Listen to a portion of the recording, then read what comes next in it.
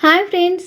సూర్యకాంతం గారు తూర్పుగోదావరి జిల్లా కాకినాడ దగ్గరున్న వెంకటకృష్ణరాయపురంలో 1924 అక్టోబర్ 28న తన తల్లిదండ్రులకు 14వ సంతానంగా జన్మించింది.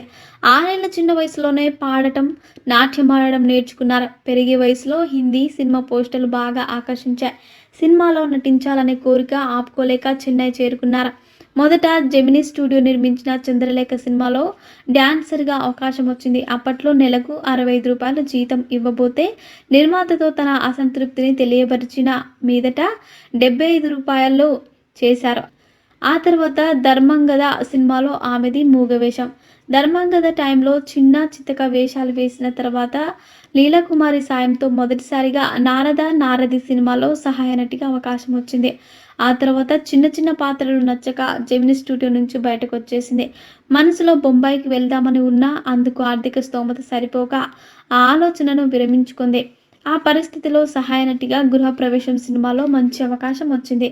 తర్వాత తన కల అయిన హీరోయిన్ వేషం సౌదామిని చిత్రం ద్వారా వచ్చింది. కానీ ఆ సమయంలో కారు ప్రమాదం జరిగి ముఖానికి గాయం అవడంతో ఆ అవకాశం తప్పిపోయింది. బాగైన తర్వాత సంసారం చిత్రంలో మొట్టమొదటిసారిగా గయ్యాలి అత్త పాత్ర వచ్చింది.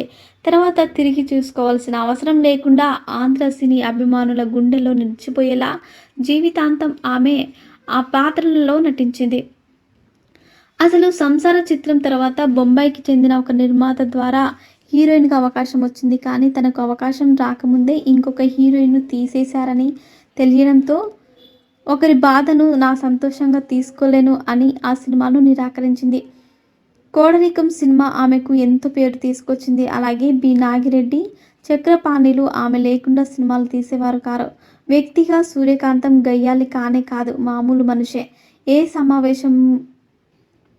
ఏ సమావేశాలకో సినిమా ఉత్సవాలకు ఆమె వెళ్ళినప్పుడు ఆటోగ్రాఫ్ల కోసం వెళ్ళే స్త్రీలు సూర్యకాంతం దగ్గరికి వెళ్ళడానికి భయపడేవారు. అయితే ఆమె నిఖార్సైన మనిషి, ఖచ్చితమైన మనిషి, సహృదయం గల మనిషి, సహాయపడే మనిషి. ఆమె శుభ్రంగా కడుపు నిండా తినేది, 10 మందికి పెట్టేది. షూటింగ్కి వచ్చినప్పుడల్లా తనతో ఏవో తినుబండారాలు తీసుకురావడం, అందరికీ పెట్టడం అలవాటు.